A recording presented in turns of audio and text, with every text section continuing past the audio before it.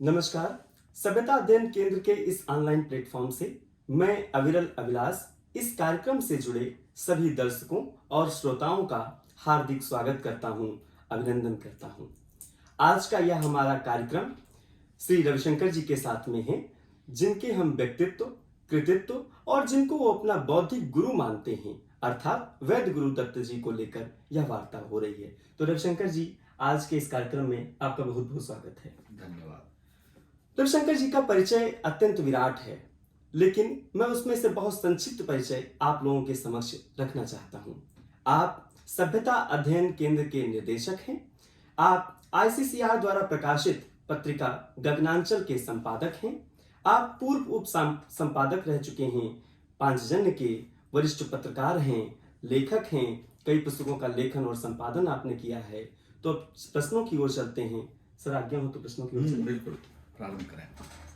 Sir, जब मैं आपको पढ़ रहा था, अर्थात आपके बारे में पढ़ रहा था, तो मैंने पाया कि आप दिल्ली विश्वविद्यालय से रसायन शास्त्र में स्नातक किए हैं, लेकिन फिर आप पत्रकारिता की ओर उन्मुख हो गए। क्या कारण था कि शोध करना चाहिए था आपको? रसायन शास्त्र जैसे बड़े विषय में आप थे, फिर पत्रकारिता की ओर उन्मुख होने का क्या प्रयोजन था? पहले तो मैं ये संशोधन कर दूं कि मैंने दिल्ली विश्वविद्यालय से स्नातक नहीं किया है जी। मैं झारखंड के धनबाद शहर का वासी हूं और मैंने जो ग्रेजुएशन किया अपना बीएससी ऑनर्स, केमिस्ट्री ऑनर्स, ये मैंने वहीं से किया। अच्छा। उसके बाद मैं लंबे समय तक ग्रेजुएशन करने के बाद संघ में प्रचारक रहा और उसके बाद जब लौटा प्रचारक जीवन से तो मैं दिल्ली आ गया और यहाँ मैंने पत्रकारिता प्रारंभ की। जब मैं ग्रेजुएशन कर रहा था, मैं मजे की बात बताऊं क्योंकि ये जो प्रश्न है ना, ये बड़ा महत्वपूर्ण है। विज्ञान में पढ़ रहा था, साइंस, और सेकेंड ईयर में एक चैप्टर था एनाल्डिहाइड का, और मैंने जब अपने टीचर को कहा कि इसको पढ़ा दीजिए, उन्होंने कहा इस वर्ष ये क्वेश्चन नहीं आएगा एनाल्डिहाइड से। अच्छा। तब ने कहा मैं चूंकि उसका ग्रेजुएट बनूंगा तो मुझे उसके बारे में पूरा स्पष्टता होनी चाहिए, मुझे जानना चाहिए उस विषय को। जी। तो उन्होंने कहा बाकी बच्चों से पूछ लो, यदि पढ़ना चाहेंगे तो पढ़ा दूंगा, नहीं तो नहीं। तो हम 40 स्टूडेंट से कोई सहमत नहीं हुआ पढ़ने के लिए। जी। तो मुझे लगा यदि ये गेस करके पढ़ना है और परीक्षा पास करनी है तो पढ़ने की जरूरत नहीं है जी। कॉलेज जाने की जरूरत नहीं है, वो तो मैं वैसे ही पास कर जाऊंगा, और मैं वैसे ही पास कर भी गया। अच्छा। तो विज्ञान का जो शिक्षण है भारतवर्ष में, वह बड़ा विचित्र ढंग से चलता है।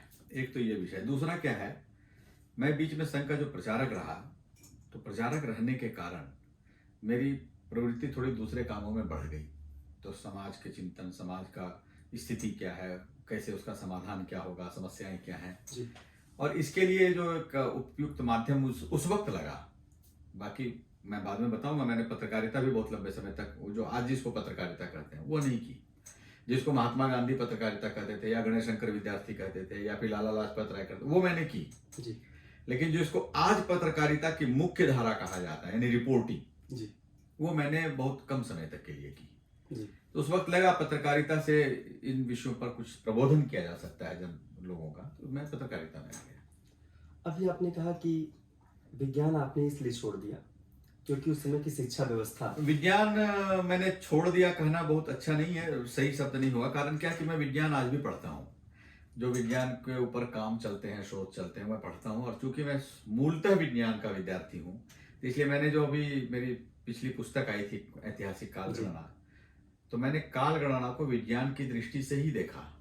अच्छा। हमारे देश में वैज्ञानिक विषयों को भी सामाजिक दृष्टि से देखते हैं, वैज्ञानिक दृष्टि से नहीं देखते हैं। जैसे उदाहरण के लिए, यदि डार्विन का सिद्धांत हम पढ़ें, या फिर हम एटॉमिक थ्योरी पढ़ें, या फिर हम केमिकल बॉन्डिंग पढ़ें, या फिर हम पढ़ते हैं H2 + O2 = 2H2O, एक केमिकल इक्वेशन पढ़ लें, रिएक्शन पढ़ लें, हमारे जो बच्चा पढ़ रहा है उसके दिमाग में यह नहीं आता है, कोई प्रश्न उससे जुड़ा हुआ उभरता नहीं है, वो उसको रट जाता है एक रिलीजियस माइंडसेट से, और उसको उसी तरह उत्तर देना होता है। यदि उसके पास कोई ऐसा प्रश्न आ गया जो उसकी पाठ्य पुस्तक में नहीं है और भिन्न है, तो न शिक्षक उसका उत्तर देंगे, न शिक्षक उसको वो प्रश्न करने देंगे। तो विज्ञान को वैज्ञानिक दृष्टि से पढ़ते ही नहीं है, यह समस्या है। ठीक है नहीं ना। तो फिर तो उसको मैं विज्ञान का विद्यार्थी आज भी हूँ, मैं विज्ञान पढ़ता हूँ, लेकिन अलग ढंग से पढ़ता हूँ, ठीक है, वो एक अलग लेकिन मुद्दा है। आमूलचूल परिवर्तन तो जैसे आपने कहा कि उस समय परिस्थिति जन्य ऐसा कुछ बातचीत थी, लेकिन अगर आप विज्ञान में आगे बढ़े होते तो जो शिक्षा व्यवस्था में जो विसंगतियां थी उसमें कुछ आप सुधार कर सकते थे अपेक्षाकृत पत्रकारिता जगत में आने से। विज्ञान का जो विषय है, फिर मैं कहता हूँ कि जो आज हम फिजिक्स केमिस्ट्री मैथ को विज्ञान कहते हैं, केवल जी फिजिक्स केमिस्ट्री बायोलॉजी को, विज्ञान वहां तक सीमित नहीं है, वो विज्ञान का एक हिस्सा है, और उस हिस्से को बहुत बड़ा बना करके बच्चों को सामने में रखा जाता है, वो छोटा सा हिस्सा है। तो उस अर्थ में जरूर आप कह सकते हैं कि मैंने सीधे सीधे प्रयोगशाला और उससे मेरा संबंध आज नहीं है, लेकिन यदि प्योर साइंस की बात करें, वैज्ञानिक सिद्धांतों की बात करें, तो उस पर मैं आज भी चिंतन करता हूँ, आज भी मैं उसको पढ़ता हूँ। जैसे बिग बैंग थ्योरी है, जी बिग बैंग थ्योरी को कोई लेबोरेटरी में थोड़ी देख सकता है, जी लेकिन बिग बैंग थ्योरी को पर चिंतन करने के लिए और उसको जानने समझने के लिए आप पढ़ सकते हैं, उसके ऊपर और काम कर सकते हैं, थ्योरी सारा देख सकते हैं। तो वह काम मैं आज भी करता हूँ, तो इसलिए विज्ञान में आज भी पढ़ता हूँ, विज्ञान का कोई इसमें ये नहीं है। जी। अच्छा जो सर मेरे मन में दूसरा प्रश्न बड़ा उठ रहा था कि आप वैद्य गुरुदत्त को अपना बौद्धिक गुरु मानते हैं, बिल्कुल। लेकिन जो सामान्यतः जो रचनाकार होता है या जिसको साहित्य में रुचि होती है वो सोचता है कि प्रेमचंद्र जैसे उपन्यासकार, जिसको उपन्यास सम्राट तक कह दिया गया, कथा सम्राट, कथा सम्राट कह दिया गया, जैनेन्द्र जो मनोविश्लेषण के पुरोधा माने जाते हैं, बिल्कुल। यशपाल बड़े उपन्यासकार के श्रेणी में आते हैं, इन सब उपन्यासकारों को, साहित्यकारों को छोड़ करके आज जिनको सामान्यतः लुगदी साहित्यकार के रूप में हम जानते हैं, उनको आपने अपना बौद्धिक गुरु क्यों मान लिया? क्या कारण था कि आपने इनको माना, उनको पीछे छोड़ा? ये बड़ा चुनौतीपूर्ण रहा होगा। नहीं, आप किसको आदर्श मानते हैं, इसमें कोई चुनौतीपूर्ण होने का कोई प्रश्न ही नहीं उठता है। नहीं, एक समाज से इतर चल करके, जैसे सभी लोग स्वीकार कर रहे हैं कि प्रेमचंद्र, जैनेन्द्र, यशपाल को मान कर, कोई भी व्यक्ति जब उसके सामने में बहुत सारे लोग हैं और वो बहुत सारा चीज पढ़ लिख रहा है जी, तो अब उसको स्वतंत्रता है कि वो किसको चुनेगा। जी, हर किसी को ये स्वतंत्रता होती है। बचपन में जब साहित्य मैंने पढ़ना शुरू किया तो प्रेमचंद से ही प्रारंभ हुआ। मैंने मानसरोवर के सारे जो खंड थे वो पढ़े, फिर उनका गोदान पढ़ा, फिर रंगभूमि पढ़ा, फिर गबन पढ़ा, निर्मला पढ़ी, ऐसे जैसे उनके बहुत सारे उपन्यास हैं वो सब मैंने उस वक्त पढ़ डाले। ये मुझे लगता है 8वीं 9वीं 10वीं की बात है। अच्छा, मैंने अमृतलाल नागर को पढ़ा, उनके 2 उपन्यास बड़े प्रसिद्ध हैं, मानस का हंस और खंजर नयन, मैंने वो दोनों पढ़े। फिर वृंदावन लाल वर्मा को पढ़ा, जैनेन्द्र को पढ़ा, यशपाल को पढ़ा, ये सब मैं पढ़ता है चला गया। शरद चंद्र चट्टोपाध्याय वो बड़े महत्वपूर्ण लगे, उनकी रचनाएं पिताजी कहा करते थे। प्रेमचंद के बाद दूसरे जो महत्वपूर्ण उपन्यासकार हैं वो शरद चंद्र चट्टोपाध्याय हैं, मैं उनको पढ़ा। लेकिन क्या है ना कि आदर्श मानना, बौद्धिक गुरु का अर्थ क्या होता है? जिससे आपकी बुद्धि को उत्प्रेरणा मिले उसको ही गुरु मान सकते हैं, या फिर जिससे आप निर्भ्रम सोचने की शक्ति मिले, क्षमता मिले, जी, यानी आपके प्रश्नों का उत्तर जिससे मिलना शुरू हो जाए। तो प्रेमचंद से प्रश्नों का उत्तर इसलिए नहीं मिलता है क्योंकि प्रेमचंद ने प्रश्नों पर विचार ही नहीं किया है। प्रेमचंद ने मूलतः कुछ ही चीजों पर लिखा है और उनका जो पूरा लेखन है लगभग वो उत्तर प्रदेश की एक ग्रामीण पृष्ठभूमि है, बस वहीं तक उनका सीमित है। जी, उससे बाहर आ जाए तो उनके ये में बहुत चिंतन नहीं मिलता है। जैसे आप रंगभूमि पढ़ेंगे, कर्मभूमि में भी देखेंगे, 3 उपन्यासों में यदि इसका चित्रण आ रहा है कि कारखाना बन रहा है, जैसे रंगभूमि में कारखाना बन रहा है, उसका क्या साइड इफेक्ट्स होंगे वो सब दिखा रहे हैं, लेकिन वो पृष्ठभूमि सारी वही की है और उस पर वो स्पष्ट चिंतन का अभाव दिखता है। और इसीलिए उनके जितने पात्र हैं, जैसे विनय है रंगभूमि में, वो द्वंद्व का शिकार ही रह जाता है। गोदान में मिस्टर मेहता है, वो हमेशा द्वंद्व का शिकार रह जाते हैं, निश्चित काम करना दिखता ही नहीं है। जी, ये लगभग साहित्यकारों के साथ है क्योंकि वो खुद उस द्वंद्व से मुक्त नहीं है, वो खुद ही उस द्वंद्व में फंसे हुए हैं। गुरुदत्त इस द्वंद्व से मुक्त हैं। तो उसका पहला कारण मैं बताऊं, फिर वो विज्ञान का विषय आएगा। गुरुदत्त विज्ञान के विद्यार्थी, आपको ये जानकर हैरानी होगी, वो अच्छा। उन्होंने एमएससी केमिस्ट्री किया है। मतलब आपकी परंपरा वाले? हाँ नहीं, मैं उनकी परंपरा वाला। मतलब उन्हीं की वो हमसे परंपरा वाले उन्होंने आप? काफी पहले किया। जी, मतलब उनकी परंपरा वाले आप हैं। हाँ, उन्होंने केमिस्ट्री में एमएससी किया और उसके बाद वो लेखन में गए, फिर उन्होंने वैद्यक किया और जब लेखन में गए तो उन्होंने इतने जबरदस्त उपन्यास लिखे, लगभग 198 उपन्यास उन्होंने लिखे हैं। और उनके उपन्यासों में केवल ग्रामीण पृष्ठभूमि और उसके समस्याओं को लेकर चित्रण नहीं है, ग्रामीण पृष्ठभूमि का भी चित्रण है, शहर की समस्याओं का भी चित्रण है, और उसके बाद वो चित्रण, उसका आधार समस्याओं को देखने का और उसका समाधान प्रस्तुत करने का जो उनका आधार है वो भारत की परंपरा है, भारत के शास्त्र हैं, भारत का साहित्य है, और यह आपको बाकी लेखकों में अनुपस्थित मिलता है। जी। तो गुरुदत्त ने केवल आधुनिक साहित्य नहीं पढ़ा, जो कि केमिस्ट्री जैसा ऑनर्स किया, केवल उन्होंने अपनी आंखों से जो प्रत्यक्ष समाज में चल रहा है उतना ही भर देख करके नहीं छोड़ दिया, उतना भी वो भी देखा। इसके साथ उन्होंने इतिहास का सम्यक ज्ञान लिया, इतिहास को पढ़ा, और उसके बाद उन्होंने भारतीय शास्त्रों को पढ़ा। उनके उपनिषदों पर भाष्य है, उनके सांख्य दर्शन पर भाष्य है, उनका भाष्य वेदांत दर्शन के ऊपर है, उन्होंने भगवत गीता का भाष्य किया है। अब इतने उच्च कोटि के दार्शनिक व्यक्ति को और लेखक को यदि कोई लुगदी साहित्यकार कहे तो मैं तो उस आलोचक पर ही प्रश्न चिन्ह खड़ा कर दूंगा कि भाई वो आलोचक की क्षमता क्या है, वो खुद कितना पढ़ा लिखा है, वो खुद कितना जानता है कि साहित्य के बारे में, यानी उसको खुद ही साहित्य की समझ नहीं है।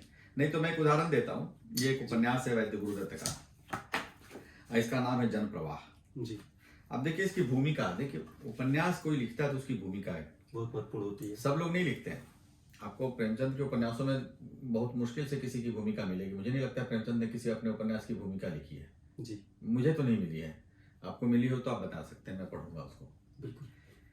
ये भूमिका लिखते हैं, ये भी सारे उपन्यासों में भूमिका लिखते हैं ऐसा नहीं है, लेकिन महत्वपूर्ण उपन्यासों की ये भूमिका लिखते हैं। इसकी भूमिका लिख रहे हैं, ये जन प्रवाह उपन्यास है और इसमें ये बता रहे हैं जन प्रवाह, लोगों का प्रवाह किधर जा रहा है। ये कह रहे हैं यूरोपियन सभ्यता और भारतीय सभ्यता में दिन और रात का अंतर है।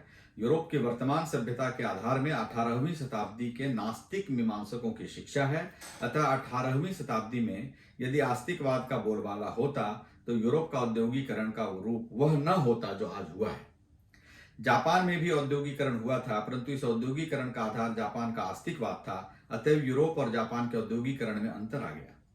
भारत धर्म प्रधान देश था, अर्थात यहाँ के विद्वान नास्तिक थे, परंतु औद्योगिकरण होने से पूर्व इस देश में नास्तिकों को प्रमुखता मिल गई। अंग्रेजी राज्य ने यहाँ के धर्म तथा मीमांसा को हेय बताकर अपनी मीमांसा का प्रचलन कर दिया। अंग्रेजों के धर्म विहीन राज्य का परिणाम यह हुआ कि भारत में धर्महीन व्यक्तियों की महिमा बढ़ गई। अब यह जो विश्लेषण है, आप देखिए, यह विश्लेषण केवल परिस्थिति का अध्ययन करके किया हुआ विश्लेषण नहीं है, इसके आधार में भारतीय परंपरा की समझ भी है। भारत एक धर्म प्रधान देश था, इसका कहने का अभिप्राय उनका यह नहीं है कि यहाँ पूजा पाठ बहुत होता था, मंदिर में बहुत जाते थे, गुरुद्वारे में बहुत, ये नहीं है जी। क्योंकि आगे आप देखेंगे, ये मैं उसका आगे वर्णन करूंगा, जो न्यायाधिकरण जब वो लिख रहे हैं तो इसकी भूमिका में वो लिखते हैं कि धर्म का अर्थ, वो बोलते हैं, देखिए इसमें मैं बता ही देता हूं आपको कि धर्म कानून का पर्याय माना गया है यहाँ पर इस उपन्यास में, ठीक है ना। तो धर्म क्या है, वो आचरण से जुड़ा है, वो व्यवहार से जुड़ा है, और यह तब आपको समझ में आएगा जब आप भारतीय परंपरा को जानेंगे, क्योंकि रिलीजियन वो आपके आचरण व्यवहार से नहीं जुड़ा है, वो आपकी मान्यता से जुड़ा है, वो आपके पूजा पंथ से जुड़ा है। तो गुरुदत्त में क्या विशेषता है कि वो भारतीय परंपरा और साहित्य की समझ रखते हैं, और इसीलिए वो द्वंद्व नहीं दिखता है। इसीलिए उनका कोई भी पात्र हो जी, चाहे वो दो लहरों की टक्कर का नलिनीकांत होगा या फिर उसका राम रखामल होगा जगत जमाना बदल गया का, ये सारे जो उनके पात्र होंगे, जो जिसको वो हीरो बनाएंगे, उसके नायक बनाएंगे, उसके मन में कोई द्वंद्व नहीं मिलेगा, वो स्पष्ट होगा, वो आगे बढ़ा, क्योंकि उसके पास उपनिषदों का ज्ञान है, जिस ज्ञान को पाकर शोपेनहावर कहता है कि हमको स्पष्टता मिल गई, जिस ज्ञान को पढ़कर श्रोडिंजर कहता है, जिसने web equation of quantum mechanics दिया है, वो कहता है कि नहीं नहीं ये है जिससे क्वांटम को समझा जा सकता है, तो उसके पास ये स्पष्टता है, ये स्पष्टता बाकी में नहीं मिलती।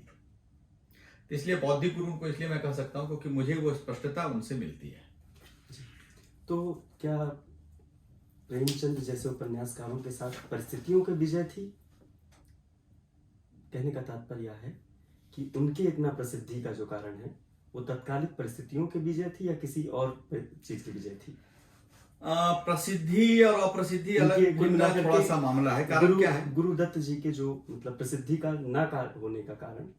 नहीं, गुरुदत्त काफी प्रसिद्ध हैं। गुरुदत्त, मैं बताऊं, धनबाद जैसे लाइब्रेरी में मुझे गुरुदत्त के उपन्यास मिले और मैंने पढ़े। धनबाद दिल्ली में नहीं है, बहुत दूर है, दिल्ली से 1200 किलोमीटर दूर है। यानी कि देश के कोने कोने में हिंदी भाषी क्षेत्रों में गुरुदत्त के उपन्यास पहुंचे थे, लोग पढ़ते थे। जी। और यदि उनके स्मृति ग्रंथ का आप अध्ययन करें तो उसमें आप देखेंगे कि दिल्ली विश्वविद्यालय के बहुत जाने माने प्राध्यापकों ने उनके ऊपर लिखा है, पॉजिटिव, बहुत अच्छा सकारात्मक लिखा है।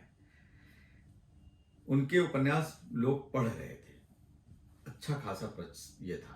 तो इसलिए हम ये नहीं कह सकते वो लोकप्रिय नहीं थे। लेकिन एक लोकप्रियता के दो ये चलते हैं। एक चलता है जो जन प्रवाह, जनता में चल रहा है, ये जन प्रवाह में आम जन जिसको जानता और मानता है। दूसरा चलता है जो केवल एक खास वर्ग में सीमित है। वो आईआईसी में बैठता है, वहां पर चुस्कियां लेते हुए साहित्य की चर्चा करता है, बंद एसी कमरों में। हाँ, एसी कमरों में उसका आनंद लेता है, ठीक है ना। तो और सत्ता के गलियारों में घूमता है, सत्ता के द्वारा स्थापित जो साहित्य का मानक तय करने वाली संस्थाएं हैं उनके बीच में घूमता है, ठीक है ना। अब वो पढ़ा नहीं जाता जनता में, लेकिन वो अपने को क्लास का मानता है। वो कहता है मैं असली हूं, बाकी सब नकली हैं। अब जनता के बीच में आप जाएंगे तो पता चला कि उसको कोई जानता भी नहीं है। आम जन में कितने लोग जानते हैं इनको, जो आज के साहित्यकार जिनके नाम मैं बाद में पढ़ता हूं, प्रेमचंद को जानते हैं। प्रेमचंद को इसलिए जानते हैं क्योंकि उनकी भाषा में एक सहजता है, एक सरसता है, और वो कहीं ना कहीं हमें छूती है। एक ग्राम्य भाव है, वो हमको छूता है मन को जी। तो वो है, लोकप्रिय हुआ। लेकिन बाकी वैसे नहीं दिखेंगे आपको। तो गुरुदत्त भी उतने लोकप्रिय रहे, लेकिन बाद में सत्ता के बल से चीजें जो बनाई गई उसमें गुरुदत्त नहीं टिके, तो गुरुदत्त उसमें से बाहर हो गए। कहने का मतलब झुके नहीं। हाँ, झुके नहीं भी कह सकते हैं जी। मैं सुन रहा था अभी आपको कुछ दिन पहले, तो आपने कहा कि आपने एक अखिल भारतीय शोध आलेख प्रतियोगिता गुरुदत्त को लेकर आयोजित की थी। सभ्यता अध्ययन केंद्र ने की थी, वो मैंने व्यक्तिगत नहीं किया, मैं भी उसमें उस योजना में शामिल। हाँ, उसको आपने आयोजित किया और कहा कि यह गुरुदत्त के प्रति मेरी सच्ची श्रद्धांजलि है। श्रद्धांजलि है। हाँ।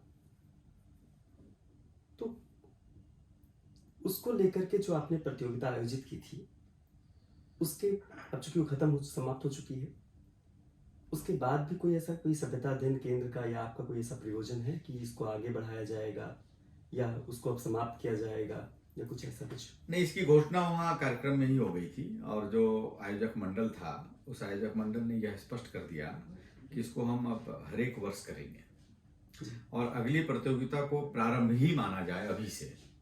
तो जो भी इसमें भाग लेना चाहते थे और छूट गए, लगा कि हम नहीं कर पाए, क्योंकि ये भी एक बड़ी मजे की बात है, मैं जब दिल्ली आया तब मुझे पता चला कि गुरुदत्त साहित्य जगत से अनुपस्थित हैं जी, अकादमिक जगत से अनुपस्थित हैं।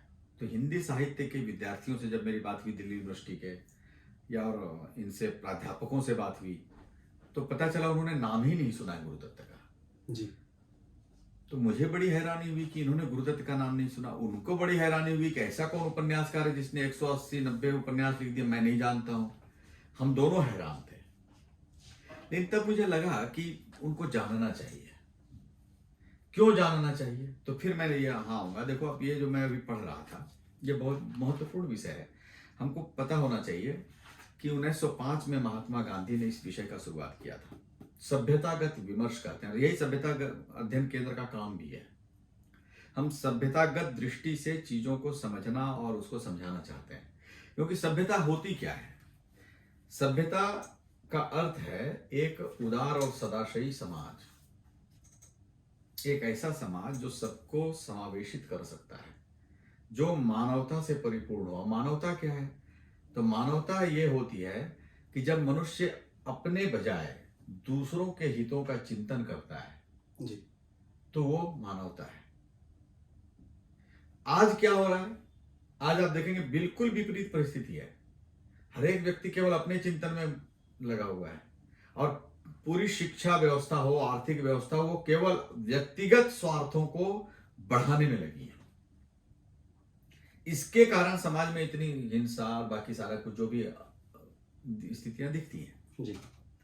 तो गुरुदत्त उस सभ्यतागत मुद्दे को इंगित करते हैं, उसको सामने में लाते हैं। जैसे यहां पर पहले जो मैंने बताया, यूरोपियन सभ्यता और भारतीय सभ्यता, यह पूरा उपन्यास यूरोपियन सभ्यता और भारतीय सभ्यता के संघर्ष का उपन्यास है।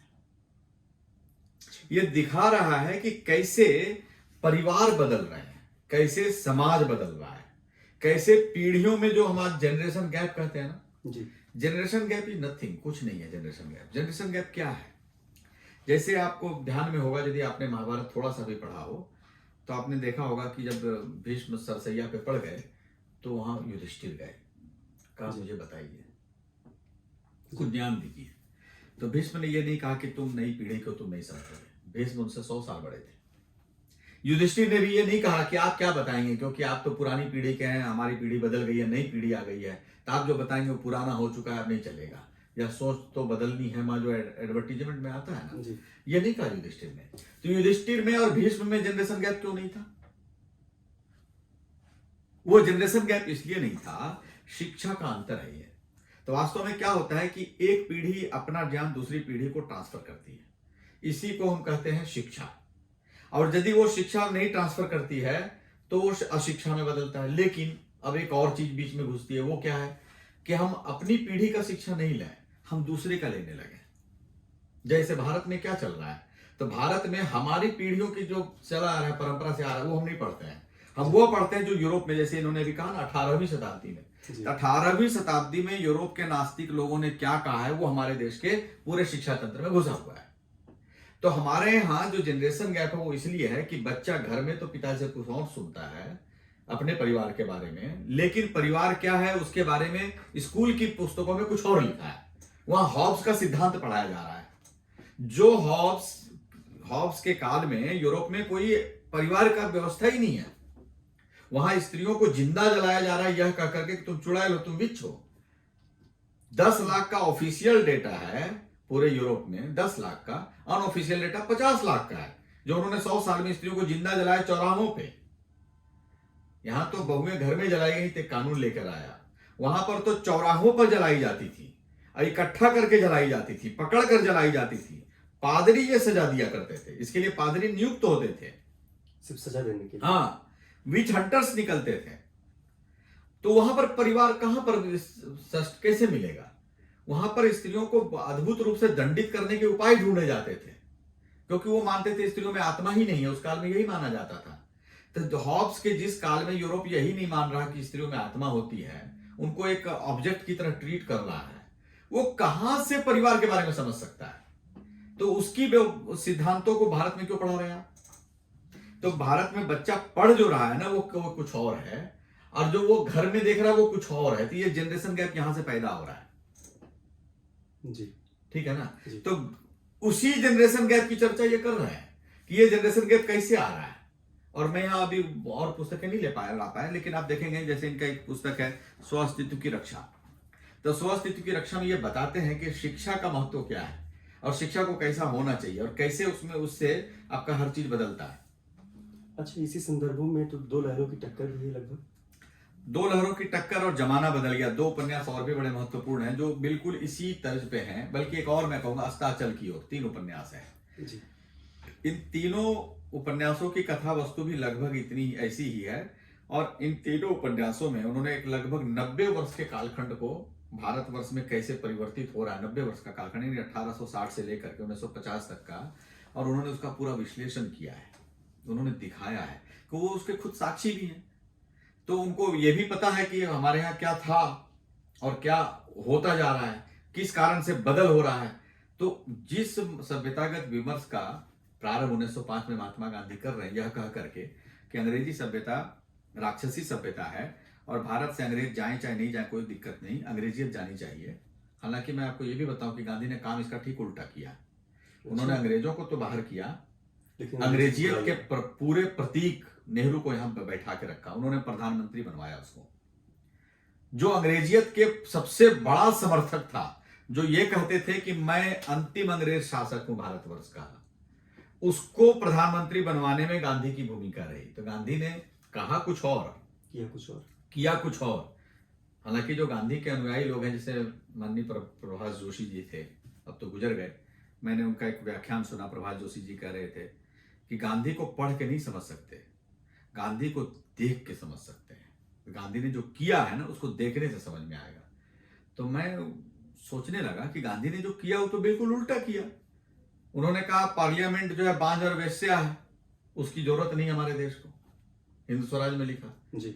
लेकिन बाद में कहा कि हम इसी को स्टैब्लिश करने के लिए काम कर रहे हैं, और वही काम किया उन्होंने, देश में पार्लियामेंट की व्यवस्था बनवाई। तो किया वो तो स्वीकार, मतलब लोगों को एक्सेप्टेड नहीं हो सकता है जी। तो ये जो स्थिति थी, गांधी ने जो विमर्श शुरू किया था, उस विमर्श को गुरुदत्त ने बहुत नया आकार दिया है, और वो केवल थ्योरी में नहीं है जी, वो उसका रास्ता बताते हैं प्रैक्टिकल।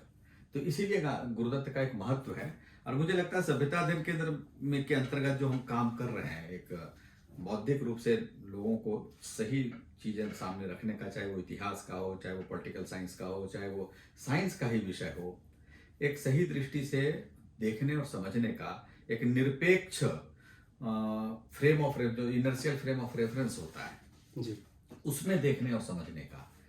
तो उसके लिए गुरुदत्त साहित्य बहुत ही सहायक साहित्य है। तो उपन्यास से आप प्रारंभ करेंगे तो कहानी जब आप पढ़ेंगे तो कहानियां आपके मन पे ज्यादा सकारात्मक प्रभाव डालती है, क्योंकि आप कहानी पढ़ते पढ़ते उन सिद्धांतों को सीखने लगते हैं।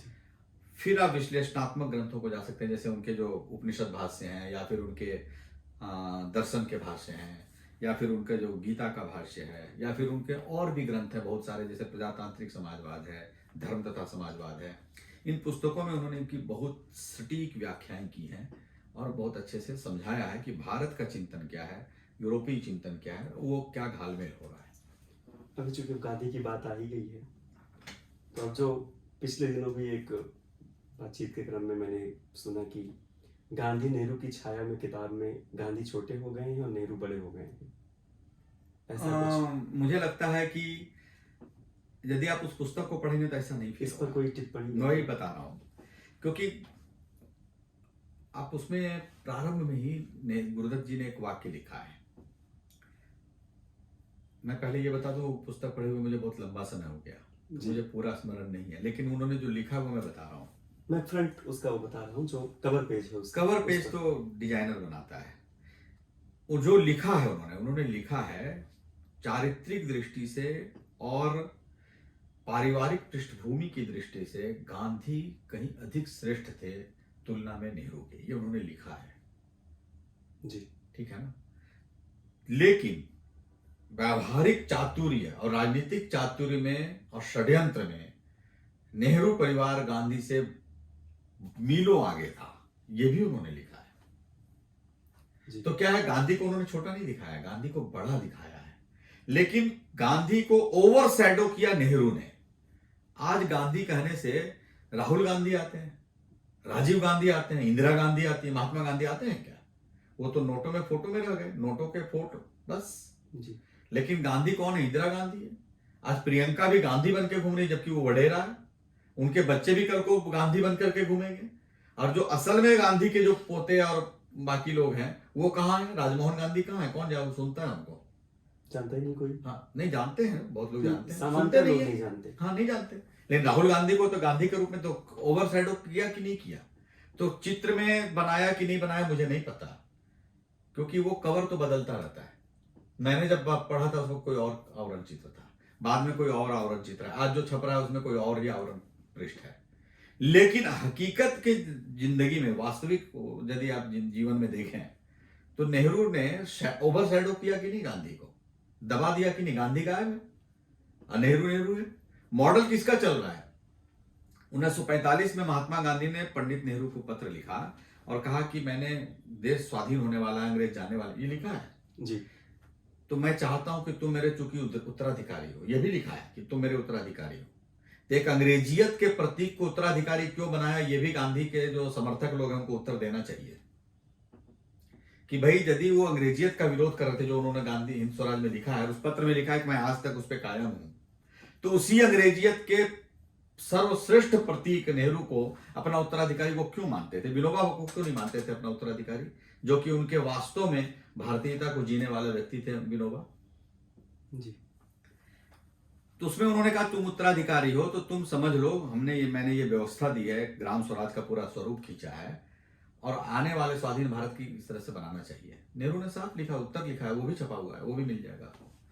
उन्होंने कहा कि हमने इस पर कभी विचार नहीं किया आपके इस सिद्धांतों पे, तो बिल्कुल उल्टा है गांधी से नेहरू, तो ओवरशैडो तो वही किया ना उन्होंने।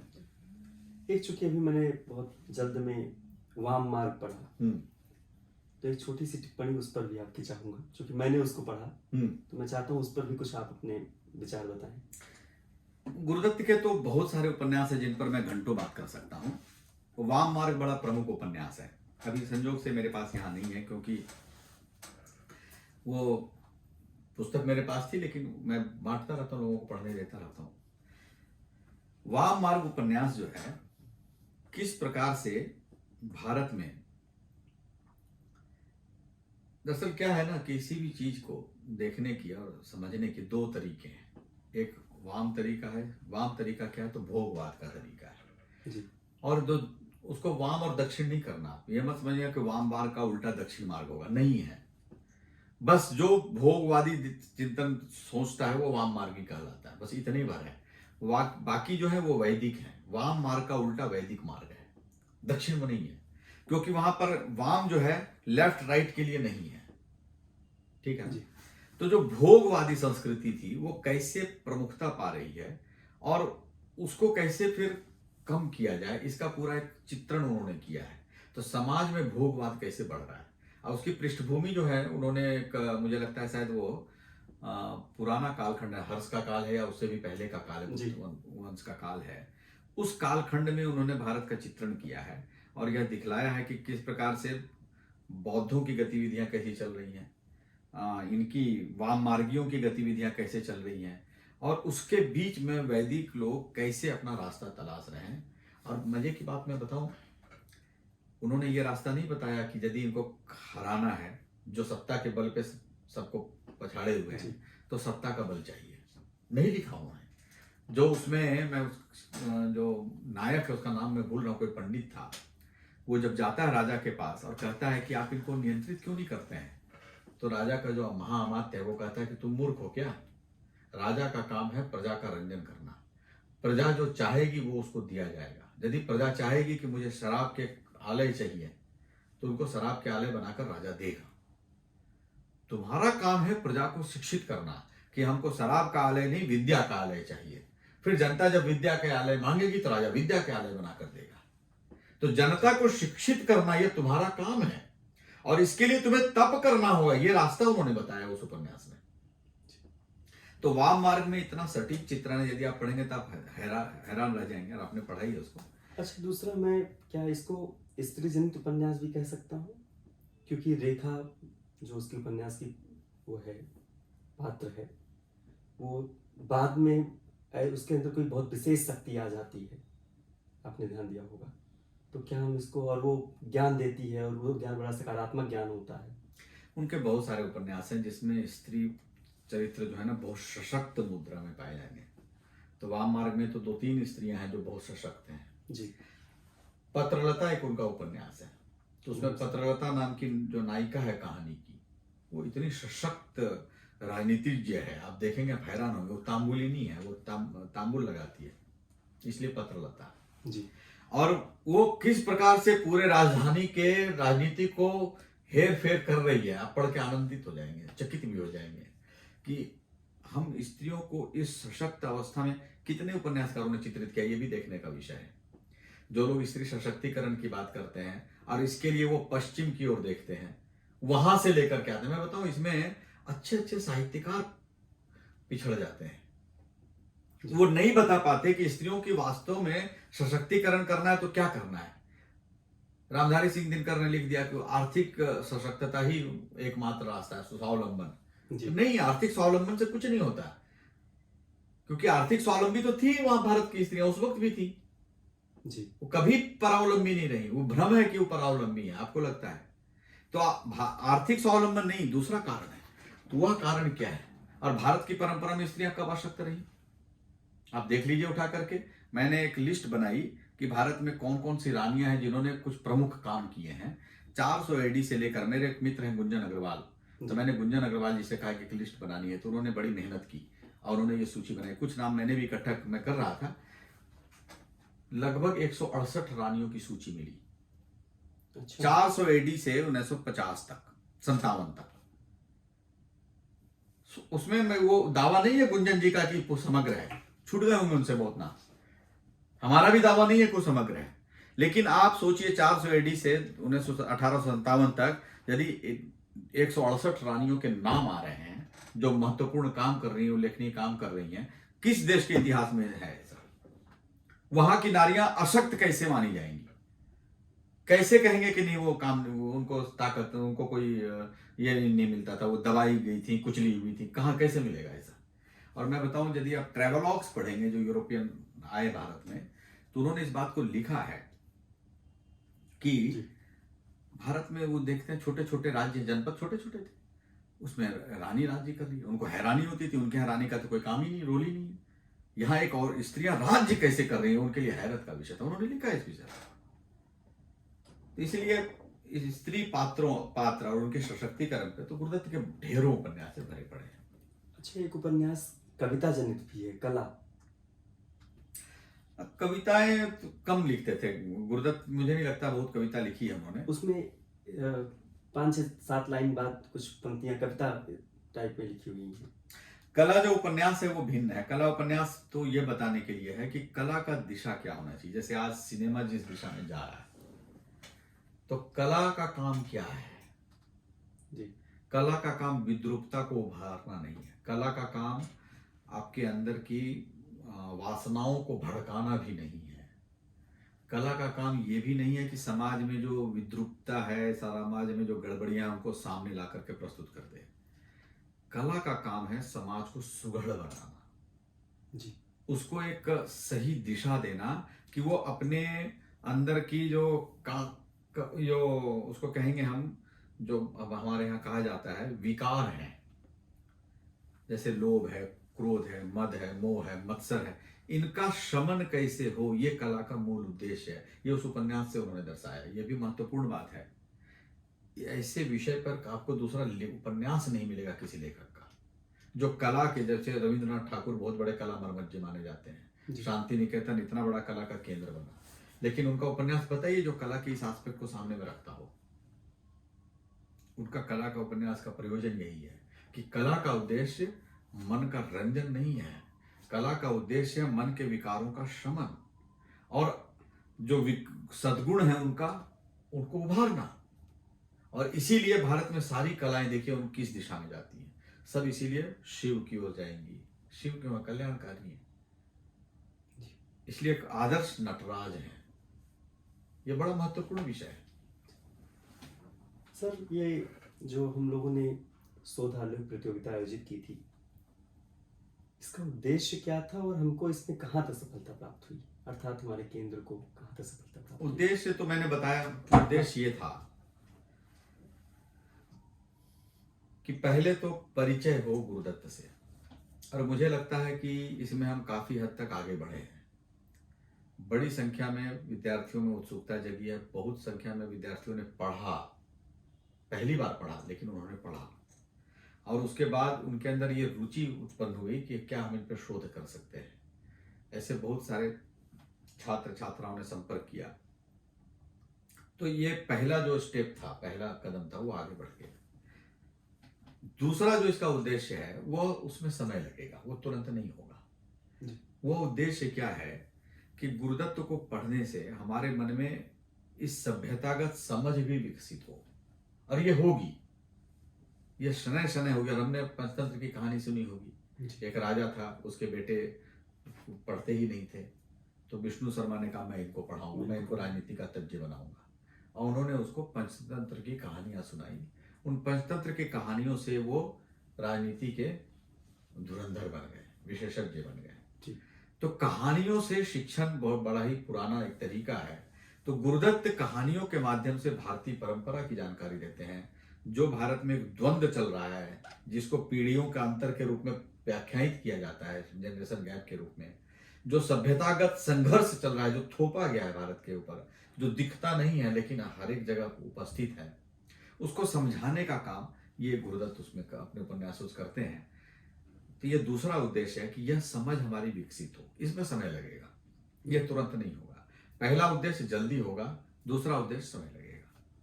मैं इसीलिए चर्चा करवा रहा था अनेक उपन्यासों पर, क्योंकि मुझे पता चला कि इसी संदर्भ में मैं बताऊं, ये जो न्यायाधिकरण उपन्यास में लेकर आया हूँ, बहुत से छात्रों ने संपर्क किया है कि वो गुरुदत्त पर अपना शोध कार्य करना चाह रहे हैं। बहुत विषय मिलेंगे, देखिए। तो मैं इसीलिए चर्चा आपसे अनेक हाँ, उपन्यासों पे करना चाह रहा था। अब ये उपन्यास जो न्यायाधिकरण उपन्यास है, ये भी मेरे पास तो बहुत पुराना संस्करण है इसका, क्योंकि मैंने कहा ना, मैं 10वीं कक्षा से पढ़ रहा हूँ इन सबको। ये लिखते हैं यूरोपीय न्याय व्यवस्था में। देखिए, दोनों जगह की न्याय व्यवस्था में अंतर है, यूरोप में भी और भारत में भी। वहां न्याय व्यवस्था है ही नहीं, वहां विधिक व्यवस्था है। और आज भारत ने उसकी नकल में विधिक व्यवस्था को अपना लिया था। अंतर क्या आ रहा है, देखिए। गुरुदत्त लिख रहे हैं, यूरोपीय न्याय व्यवस्था में वकीलों का एक महान स्थान है। इसमें लेखक का मत है कि वकील होना तो कोई बुरी बात नहीं है। हाँ, पेशेवर वकील होना जो दाम लेकर किसी को न्यायुक्त सिद्ध करने का यत्न करता है, बुरी बात है। इसी से खराबी उत्पन्न होती है। और आपको बताऊं, महात्मा गांधी ने हिंद स्वराज में 3 चीजों का कहा है कि भारत में नहीं हो तो अच्छा रहेगा। उसमें एक वकील है, हाँ, दूसरे डॉक्टर हैं, तीसरी रेल है। हम बस यहाँ पर उस चर्चा में नहीं जाएंगे, उन्होंने क्यों कहा उसका पूरे उन्होंने विश्लेषण किया है, वो क्यों कह रहे हैं। लेकिन ये बात ये भी कह रहे हैं, पेशेवर वकील होना खराब बात है, इसी से खराबी उत्पन्न होती है। इससे अभियोगों में वृद्धि, इनका लंबे काल तक चलना, न्यायाधीशों का स्वयं न्याय करते समय प्रमाद में फंसना इत्यादि कितने ही अवगुण उत्पन्न होते जाते हैं। अब देखिए, ये सारे अवगुण उत्पन्न किस विकराल अवस्था में है आज, आप देख सकते हैं। सबसे बुरा परिणाम पेशेवर वकीलों के होने से यह हो रहा है कि न्याय उत्तरोत्तर महंगा और महंगा होता जाता है जी। गुरुदत्त की दृष्टि क्या है न्याय को लेकर, शोध का विषय होगा, और आपको बहुत सारे ग्रंथों में इनके मिलेंगे। न्याय दर्शन पर इनका पूरा भाष्य है जी। तो ये सारा आप देखेंगे, उन्होंने लिखा है, जिन लोगों ने न्याय की समस्याओं पर कभी गंभीरतापूर्वक विचार नहीं किया, उन्हें न्यायालय बिना वकीलों के एक अस्वाभाविक बात प्रतीत होगी। तो ये सारी जो चीजें हैं ना, ये जो विश्लेषण कर रहे हैं, वैसे इतिहास की दृष्टि, गुरुदत्त एक इतिहास को लेकर एक अलग ढंग से सोचते हैं। लुढ़कते पत्थर उनका ऐतिहासिक उपन्यास है, और भूमिका में लिखते हैं इस बात को जी। इसकी प्राक कथन है उनका, इतिहास और ऐतिहासिक उपन्यास में अंतर क्या है। अब पूछिए साहित्य के विद्यार्थियों से, क्या अंतर है। तो इतिहास और ऐतिहासिक उपन्यास में यह अंतर है कि एक घटनाओं का उल्लेख मात्र करता है और दूसरा उन घटनाओं की विवेचना भी करता है। इतिहास लेखक कल्पना से काम नहीं ले सकता, इसको लिखने के लिए ठोस प्रमाण चाहिए, परंतु प्राचीन काल के इतिहास को लिखने के लिए ठोस प्रमाणों का मिलना प्रायः कठिन हो जाता है। और आप देखेंगे कि जो भारतवर्ष का प्राचीन इतिहास लिखने वाले लोग हैं, वो सब अपनी कल्पना चलाते हैं। एक मूर्ति मिल जाती है, ये मूर्ति फलानी चीज रही होगी, वो कल्पना करते हैं, वो सब कल्पना करते हैं। मैं ये नहीं कहता हूं कि उस कल्पना का आधार नहीं होता, लेकिन है वो कल्पना, उनके पास ठोस जानकारी नहीं है। घटनाओं के लिखने वाले सामयिक लेखक अपने विचारानुसार अथवा तत्कालीन राज्य सत्ता के प्रभाव से कुछ घटनाओं का उल्लेख छोड़ भी देते हैं, यह भी महत्वपूर्ण है। और कभी वे छूटी हुई घटनाएं ही भावी इतिहास के निर्माण का कारण बन जाती है। तो इस पर उन्होंने एक उदाहरण भी दिया है कि एक अमेरिकन इतिहास लेखक था, पहले वो इतिहास लेखक था, लेकिन उसने साहित्य की रचना शुरू की, क्योंकि उसके सामने में एक घटना घटी। मैं बहुत विस्तार से नहीं बताऊंगा अभी, वो पढ़ेंगे तो इसे मिल जाएगा जी। तो उस एक घटना ने उसके जीवन में लेखन की धारा बदल दी, और वो इतिहास लेखक से साहित्य लेखक हो गया, उसने उपन्यास लिखना प्रारंभ कर दिया जी। तो कुल मिलाकर के भारतीय अस्मिता के लेखक हम कहें, भारतीय अस्मिता के लेखक गुरुदत्त है, ये बात बिल्कुल ठीक है। तो आज हमसे बातचीत करने के लिए सर आपका बहुत बहुत धन्यवाद। इतना समय आपने निकाला हमारे लिए, इसके लिए आपका बहुत बहुत धन्यवाद। चूँकि अब मुझे पता है कि इस साक्षात्कार को देखने के बाद में और सुनने के बाद में वे सभी नवोदित रचनाकार इस शोध आलेख प्रतियोगिता में जरूर प्रतिभाग करेंगे, और प्रतिभाग ही नहीं करेंगे, अपने ज्ञान को बढ़ाएंगे, अर्थात ज्ञानवर्धन करेंगे। भारतीय अस्मिता और परंपरा के लेखक वैद्य गुरुदत्त से जुड़ेंगे।